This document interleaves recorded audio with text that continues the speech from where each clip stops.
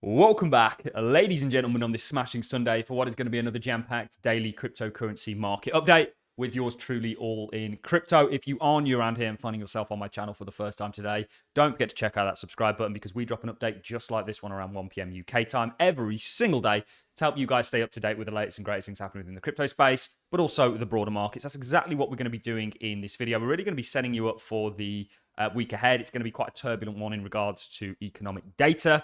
Obviously, we've seen some turbulence plague the cryptocurrency space, but also the risk asset space more broadly, and see the dollar gain a little bit of strength on the back end of course, non-farm payrolls and the unemployment data.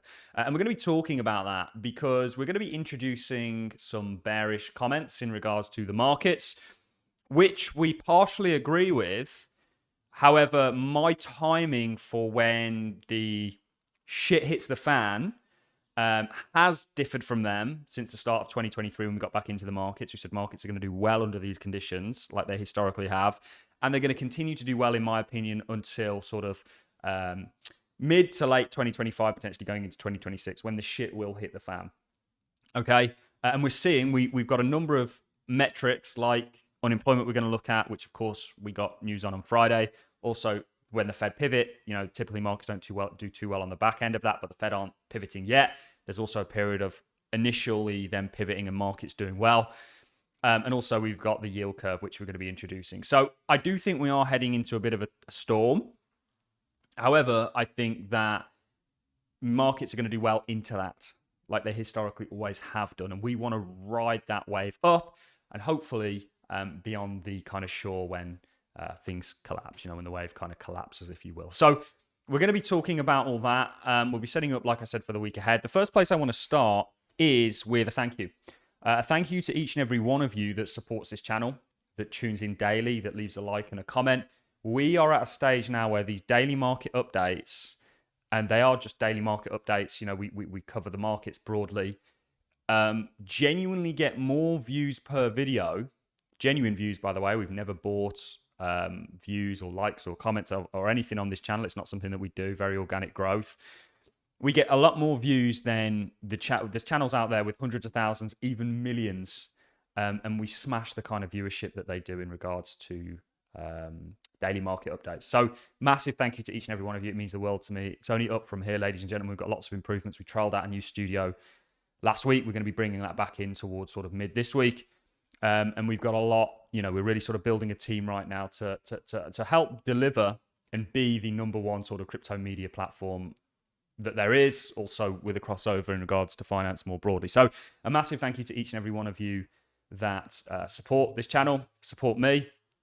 And obviously, we love each and every one of you. So enough of the soppy nonsense. Let's dive into it all. The first place I want to start before we cover sort of the more macro-y, market-y stuff is with Google Trends. Now, we haven't seen anything yet in regards to interest coming back into this space. This is obviously Google Trends for crypto.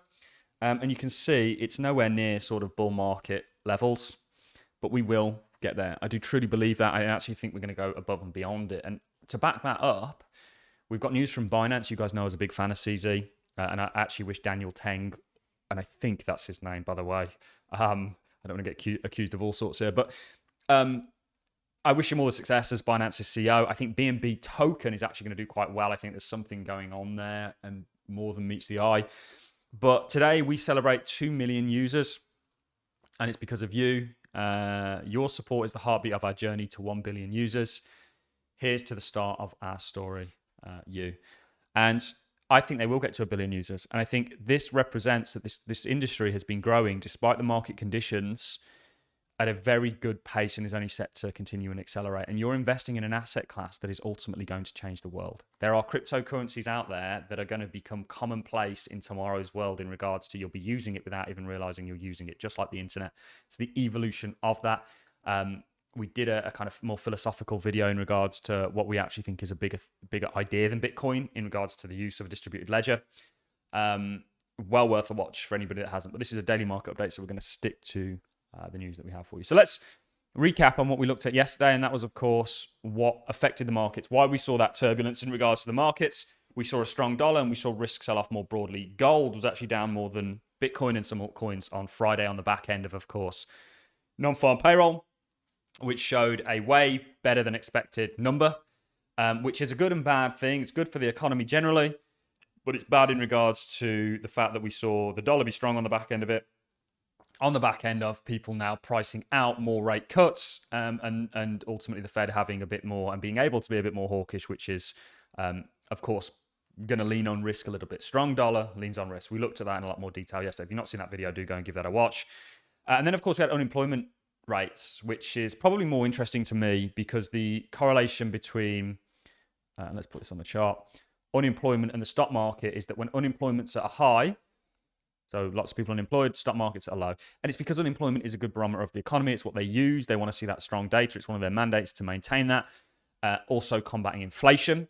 And to pivot back to economic data, this week's going to be interesting. So we have US CPI on Wednesday, and we've got US PPIs on Thursday. So we are expecting to get a similar print to what we got last time. A lower one would be good. A similar one I don't think would be brilliant, and certainly a higher one would the markets wouldn't appreciate. I don't think it would put that more wind in the dollar's sails. When we want to see that dollar roll, we've got that broader thesis on the dollar that sees risk do well. Also, we've got PPIs. So we'll see what comes in with this data, and I'd expect a little bit more turbulence and continuation of turbulence in regards to the markets going into this. Once we've got it out of the way of, it could be a bit of a sigh of relief, if you will. So the unemployment data that we've got, I think, is more interesting because this is really what is worrying risk right now. And I think there was some good charts actually brought up by Henrik Zerberg. I'm not really sure how to say this. And he says, for all you that see no recession and new economic expansion, which I think we're having right now, by the way, what are you looking at? How much clearer do you want it?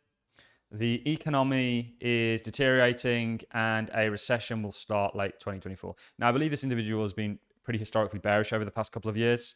They will eventually be right. And he's bringing up actually a good point here.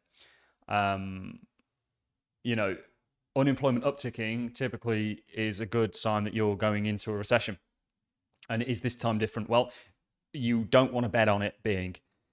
Just like he also brings up another good point in regards to this is Euro area interest rates, and they've already started to cut interest rates, by the way, and the Fed funds rate. So the Fed funds rate, a pivot, has typically always been bad for the markets.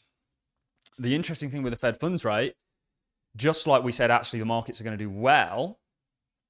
We'll pull this up, and we'll make sure we're back on. I think we'll already have this probably quite high on my searches. Too many charts. Let's just pull it up.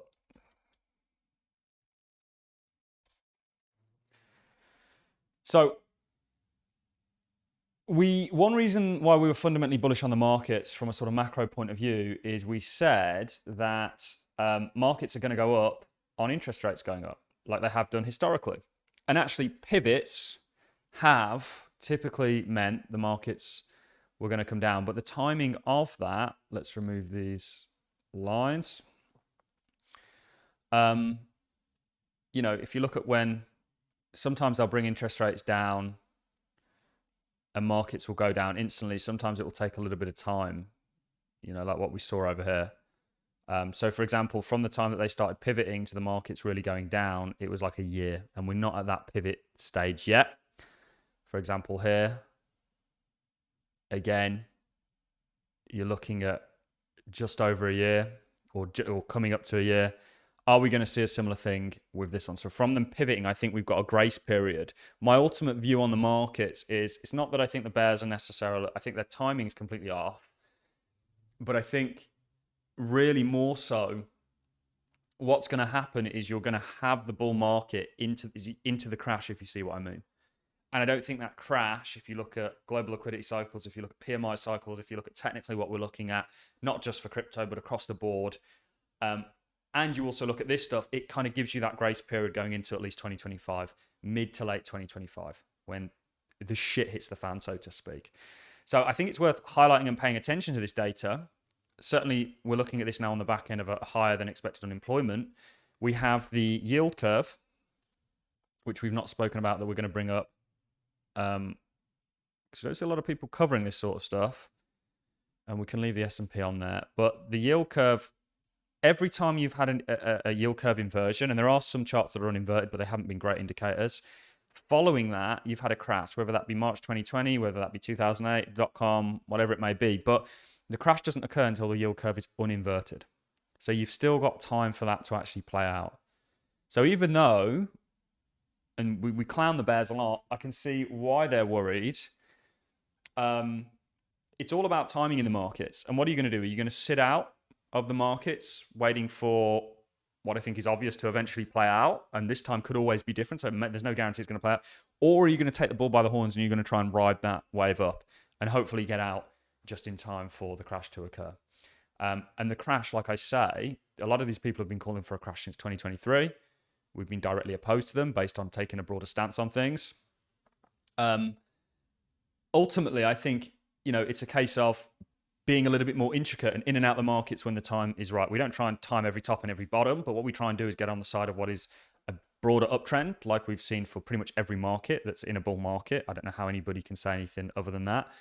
And we try and essentially get out when we think a downtrend is about to take place. And I think there's going to be warning signs technically that are going to allow us to do that. Also, we're going to look at timing of things. But there is, and I think the reason I highlighted this, because it's worth highlighting, a bit of and the yield curve is probably the best one to do this, storm ahead of us at some point. The question is when. And my opinion is that it's not until later on down the road. And I think that when we see the likes of Stan Druckenmiller move from NVIDIA down to the IWM, which is the Russell, that's a vote of confidence in regards to more risk doing well, because the IWM is a small, I think the largest stock in there is about 440 billion, not 400 billion. Obviously, NVIDIA, $2.5 trillion stock, and part of the Mag 7 that's kind of holding everything up. So there's a lot going on economically that you kind of have to think about, that you have to contend with. But our general thought on things is that we've still got, and we did a video talking about when you should sell. And I said, there's 3 reasons. 1, you've made enough money.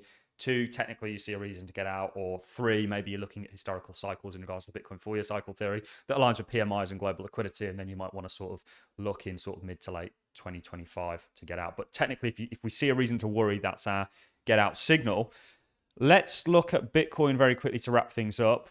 I don't know your thoughts in regards to all that. So I'm just sharing some thoughts, talking about when I actually think a crash is coming, because I do think one's coming. I can't be 100% certain on that. I just don't think it's until, we've had the bull market, if that makes sense. I'm not in we need the crash first to get the bull market, because I think markets simply have disagreed with that. Look at Bitcoin. The argument you can make is, well, altcoins have largely gone sideways. And I think it's a fair argument to make. But if you look at markets more broadly, the S&P, the NASDAQ, whatever it may be, and, we've been very spot on in regards to all of this, they're doing well and likely going to continue into the crash. So that's just the point I'm trying to make. But Bitcoin, we were looking at some smaller structure. So we've got this broader sort of plan for Bitcoin. We do have a short-term target for about 91,000. And I still think this could be in play. I think this could square up. Certainly, we might see a little bit more turbulence going into this week until we've got sort of CPIs and other things, PPIs out the way of. And Turtle 2 still very much just following the plan that we have set out for it. It's just a case of being patient. I know it's frustrating, but hang in there. Crypto, I think, offers an amazing opportunity. I think risk does generally. I do think we are going to get a crash, but I don't think it comes until later on down the line. We've been on the later on down the line camp for a long time now. There are sort of signs that something is coming, but what's the period until that something happens? Is it going to be 12 months like we've seen? Is it going to be longer than that? Is it going to happen full stop? What are you going to do in regards to the meantime? Are you going to be sat there in cash, which is diminishing, and they're going to continue to devalue it up until that point? And then, okay, you maybe get the crash and you can get back in, or, there's a lot of sort of different, I guess, plays and rule books out there. It's all about sort of, I think, being a little bit more nimble, having a bit more nuance when it comes to the markets, and trying to get in for the uptrend and out for the downtrend. And I think we are very much in an uptrend across the board. So that is it from me, ladies and gentlemen. I want to know your thoughts in the comment section. And on that note, I'm going to love and leave you. Thanks a lot for watching. See you all in the next one.